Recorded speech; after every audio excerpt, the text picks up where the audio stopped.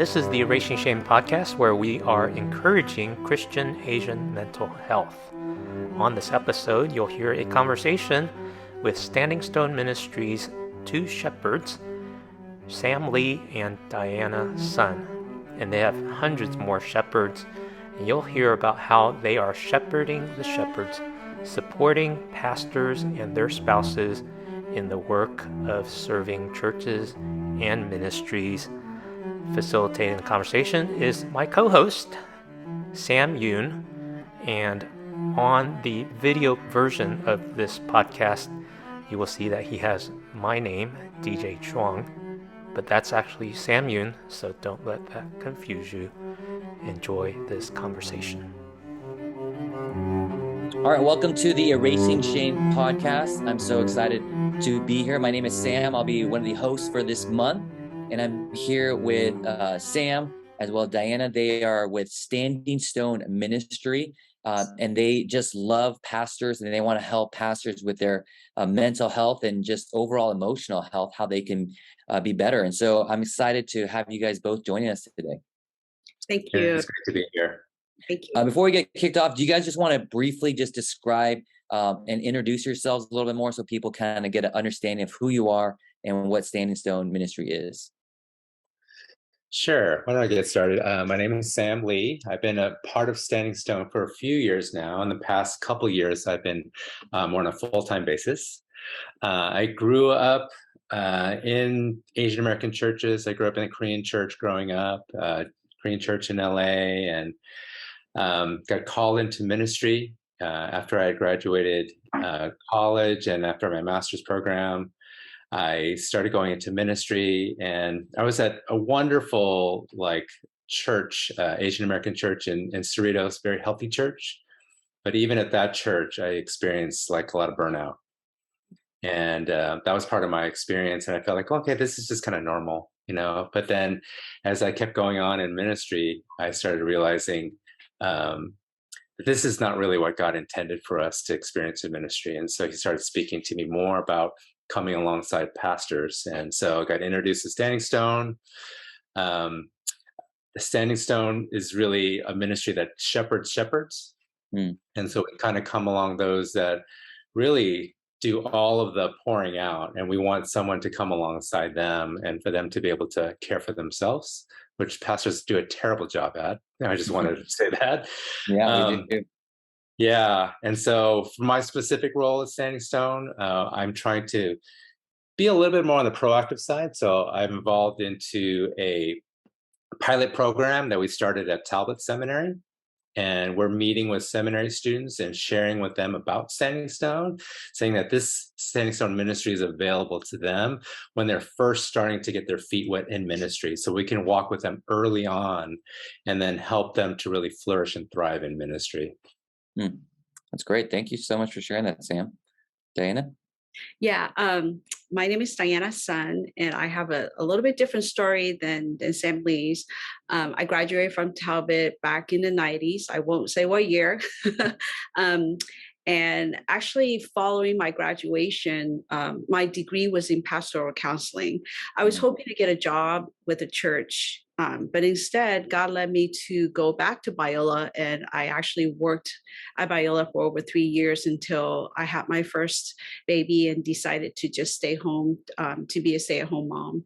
So for the following 20 years or so, I didn't really get to use my counseling degree in an official way until a few years ago. I was diagnosed with cancer, and as a result of that, one of the prayers that I prayed after coming out of the second surgery, when they told me that they took everything out, they were very confident that they did, clear the cancer, was that, hey, Lord, I know this is a second chance, so I want to be able to serve even more.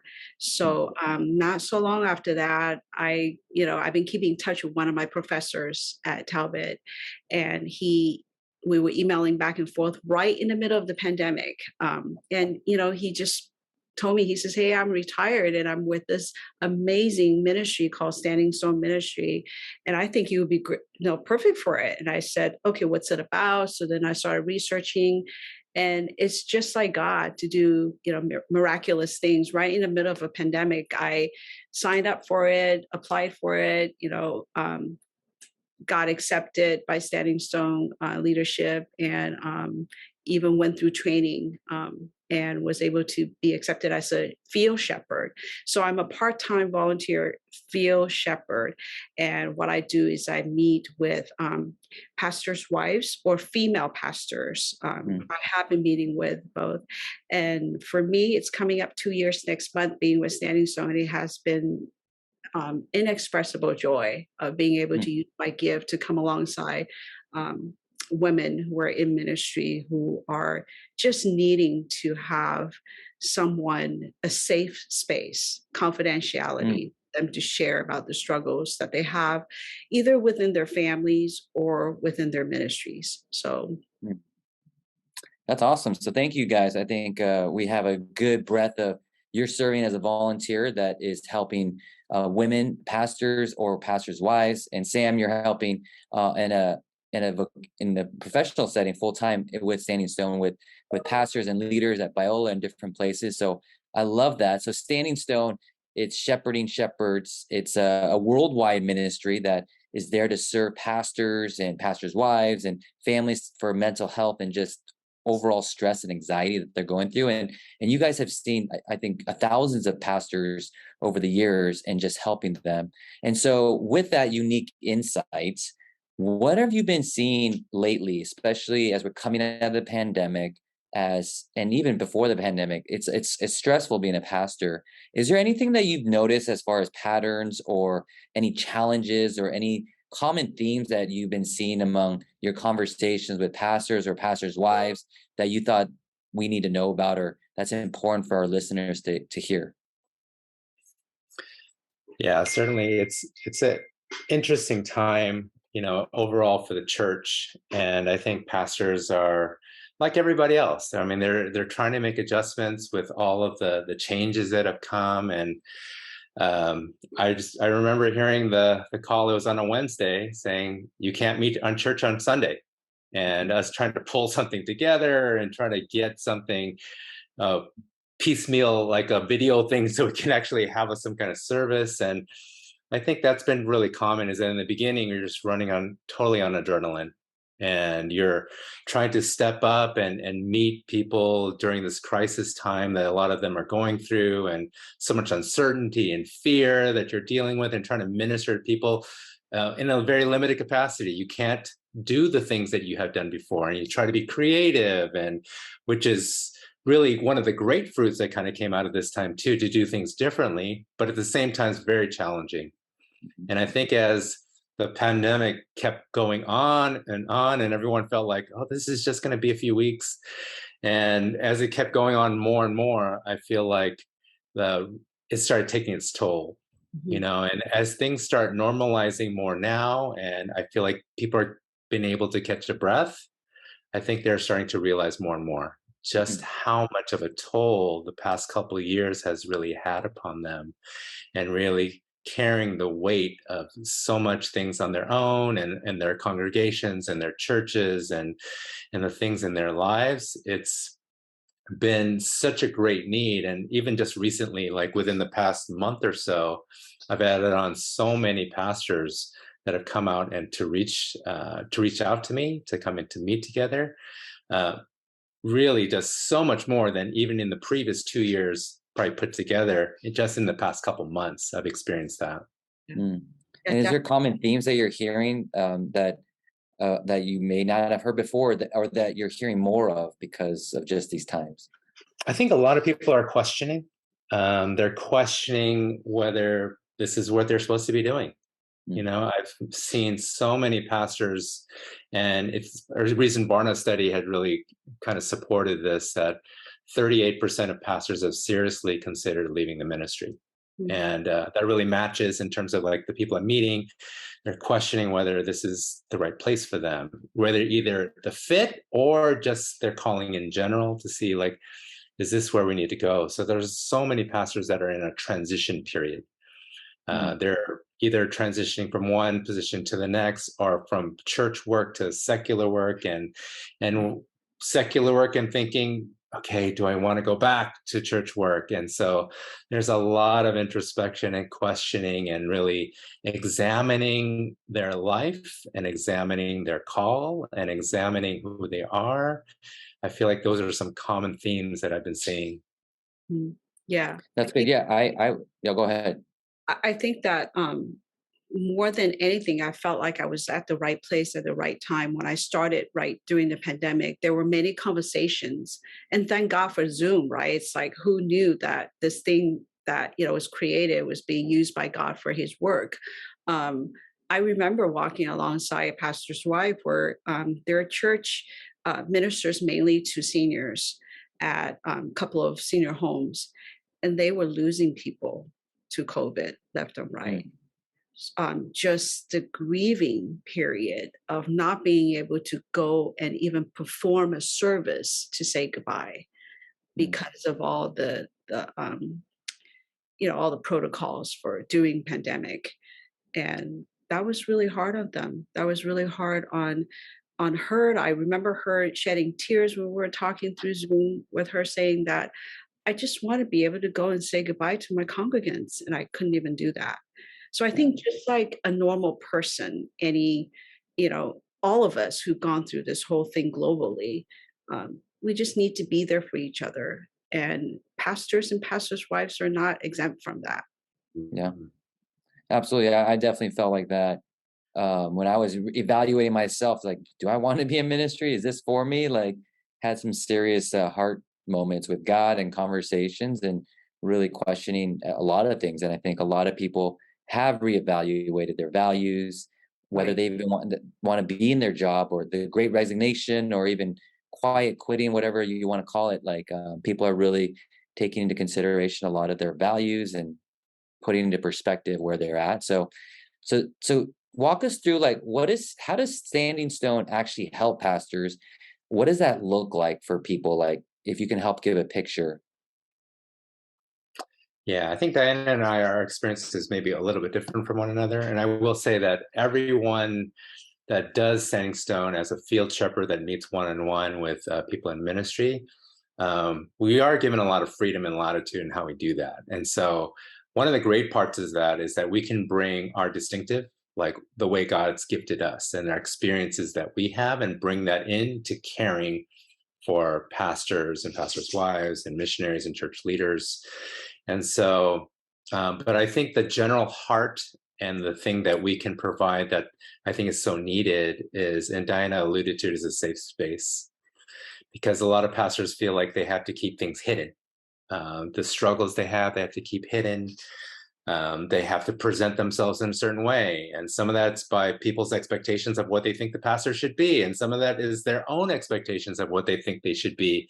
And they have to live up to that and carry that. And they can't show weakness. And they can't show that they're broken and they're going through problems, or they're going through trials, and their marriages are suffering because of what's going on, or they're having problems with their children and things that they don't feel comfortable or safe sharing with anybody in their church, even with their wives. Sometimes they don't feel comfortable sharing some of these things because the wife goes to the church where they're having the problems with the elders or whoever, and feeling like, I don't want to muddy the water for her too. So it's really providing a space where they can really come and say, I can let down my guard. I can feel safe. This person doesn't belong to my denomination, doesn't belong to any church. We're a very non-denominational organization. So we have here, and we're just here for you, not for your ministry, not for your congregation, not for any other purpose, that we're just here for you. And we want to come alongside and support you in whatever way can really show you the greatest amount of love and support. In my particular case, I try to also equip and encourage and provide. I've been pastor for over 25 years, and just to provide some insight into just daily things that they have to go through. And so I think, Diana, you want to add anything? Yeah, I think from what I understand, we started out as shepherds who are ex-pastors. most are retired pastors, the ones that have some experience, that they just have a heart to come alongside younger generation pastors and ministers and just really offer experience.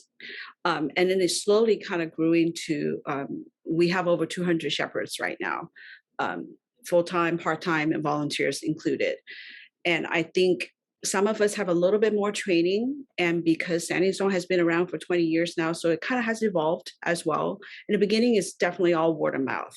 We don't do any advertisement or anything, but I believe the founders just make sure that local churches are aware that, hey, if you have a pastor that just wants someone to listen to them, walk alongside with them, we're here.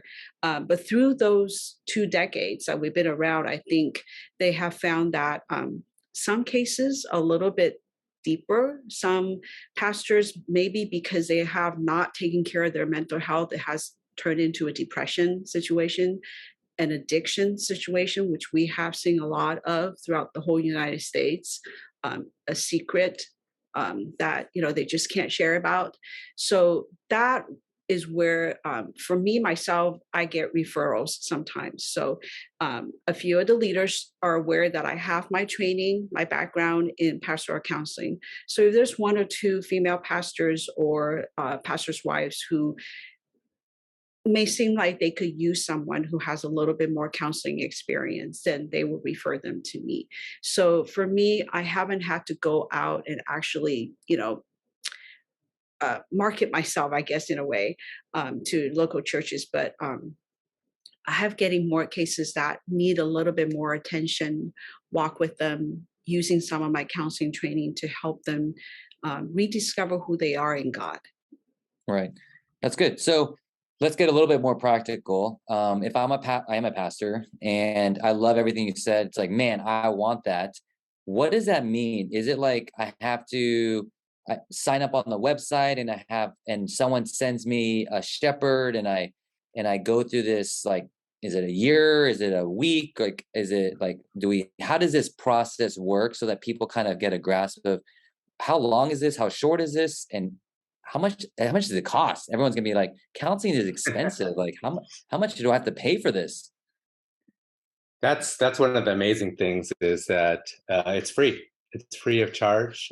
We do that purposely. We raise our own support so that we don't have to charge. We really want to present ourselves as no agenda, no strings attached. We're here purely for you. No, we're not gaining any income from that. We're not asking for you personally as a pastor to pay, or your church to pay, or your denomination to pay. It's really no strings attached. And so I really love that heart. And that's one of the things that drew me to being a part of this.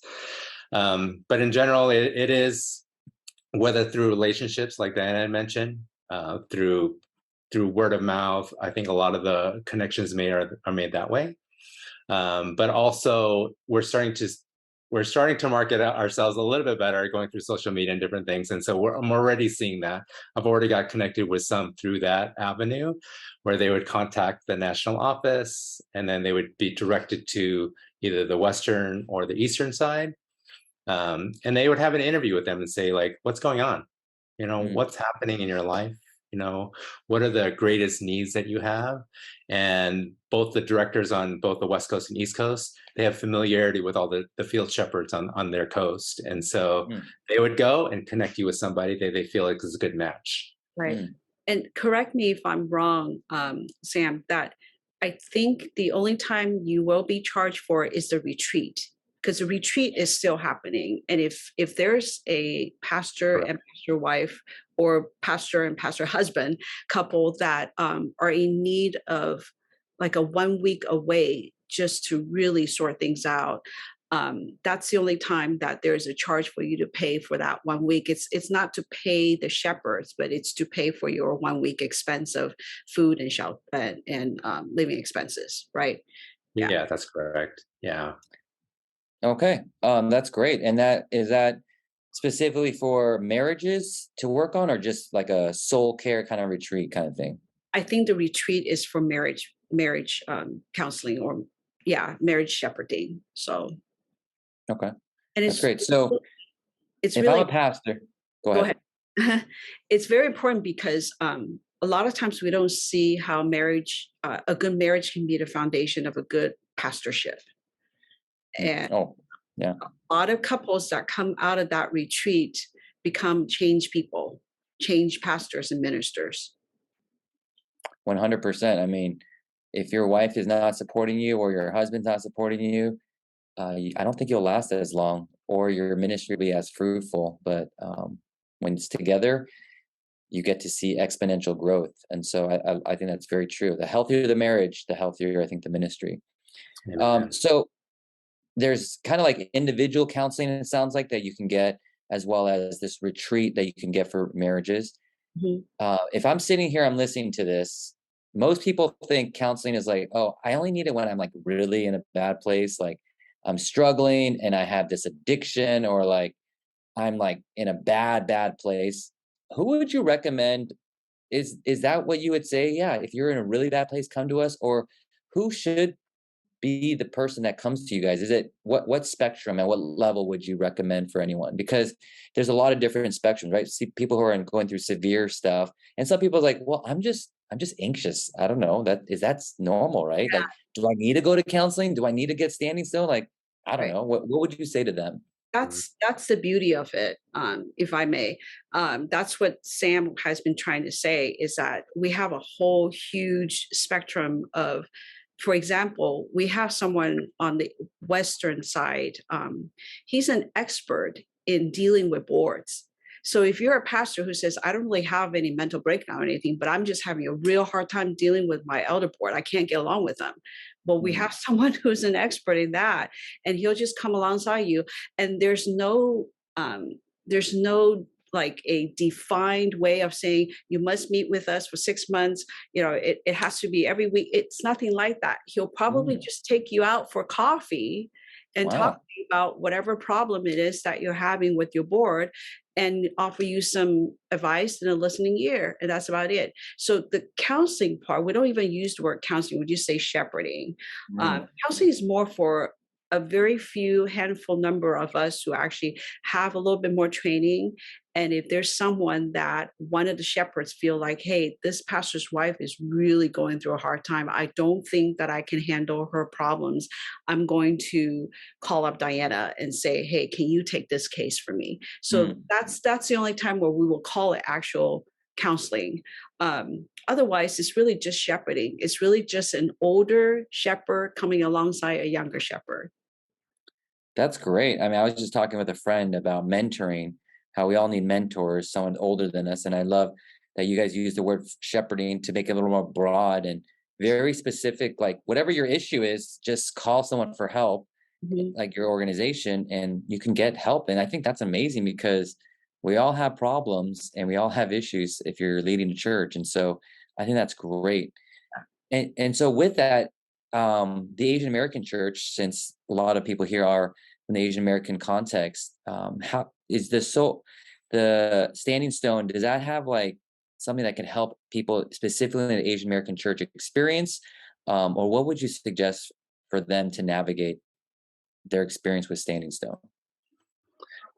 Yeah, it's interesting because that's one of the things that I felt like the Lord calling me to Standing Stone.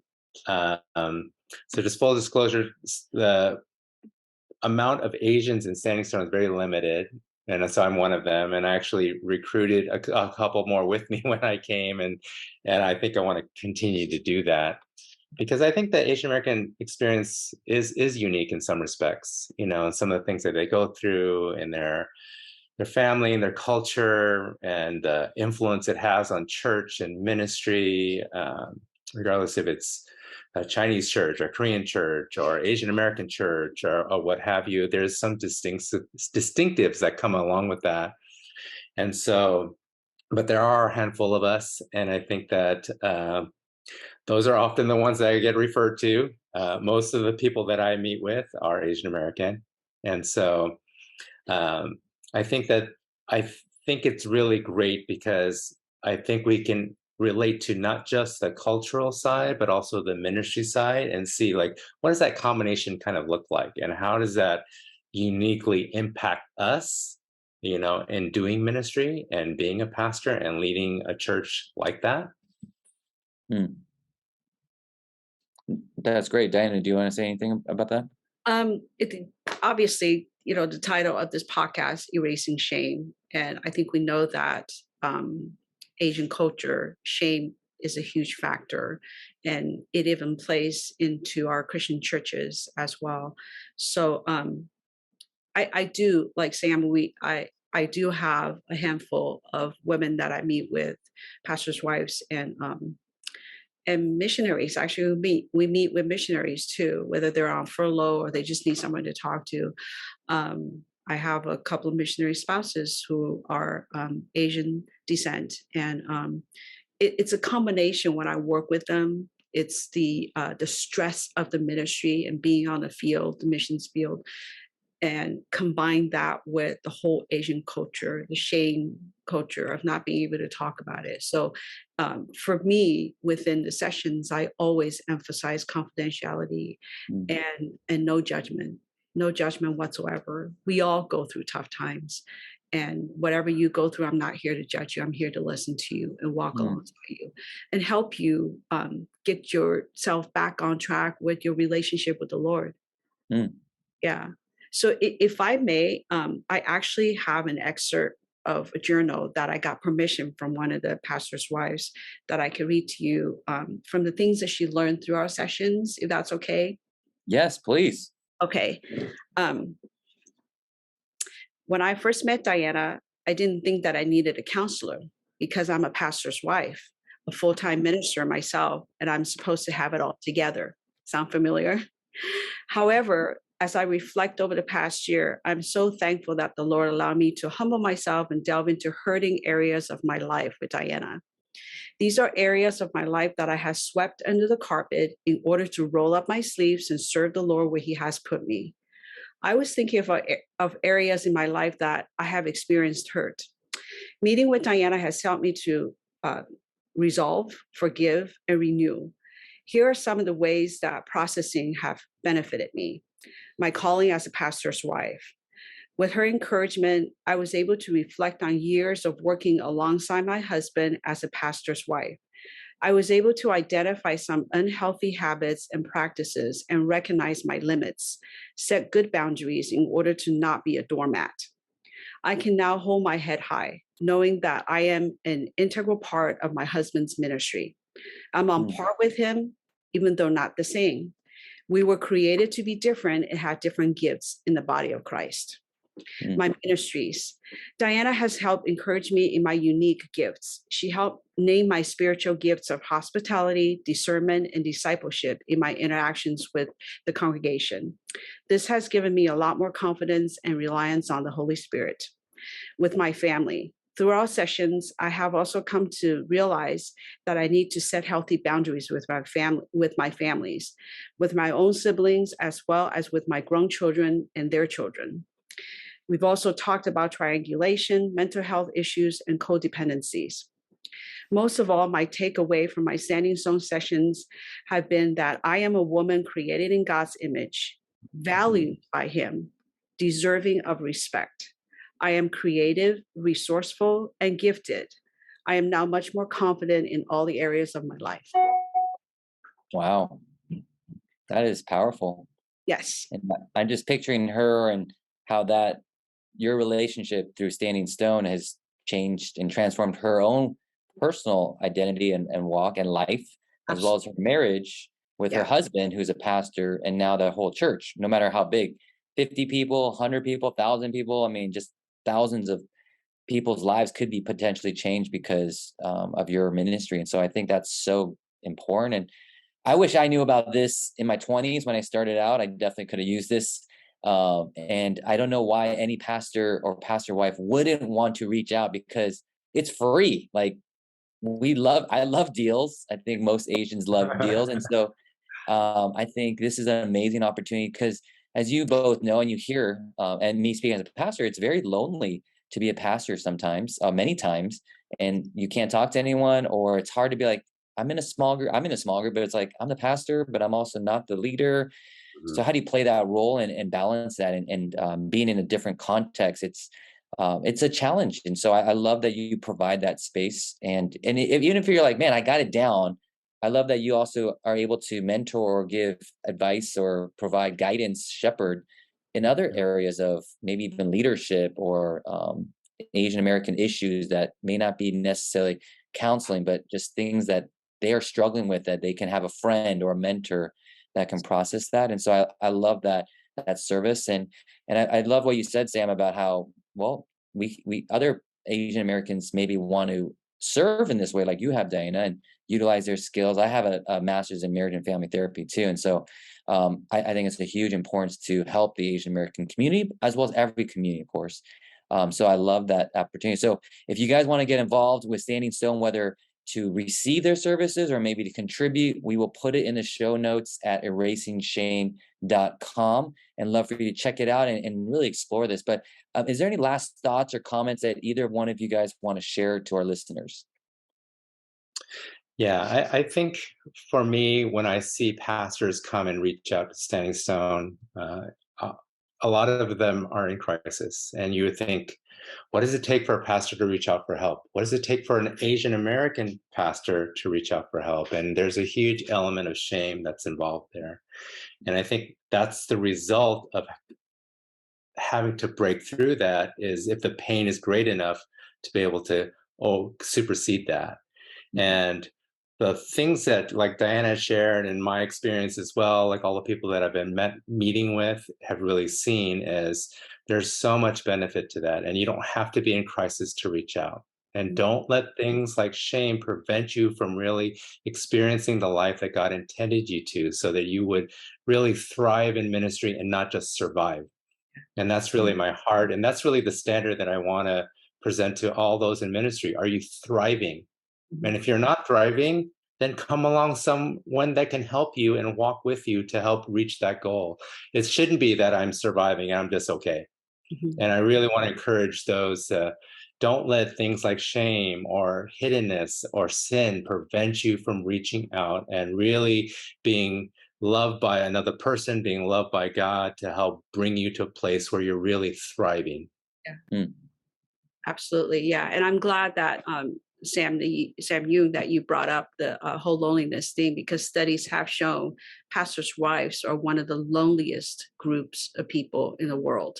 So yeah, like Sam said, don't worry about, reaching out. There's no judgment. We strive our best to create a very safe space where it's confidential, and it's really a safe space for you to just share, lay your burdens down, and we're there to share that burden with you. That's good. I love that. And I love that idea that I agree. Shame, I think, prevents a lot of people from getting help, especially in the Asian American context. But on the flip side, I think it's also pride. It's like, no, I'm good. I can do it. I help others. I don't get help.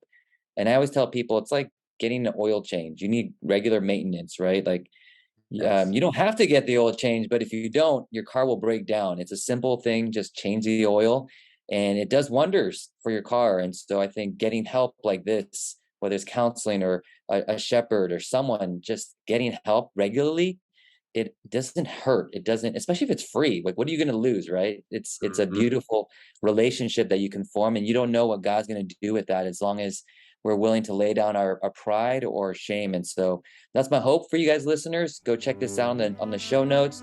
Thank you so much for your time, Sam and Diana. Appreciate you. And we'll hopefully they'll get to connect with you in the future too.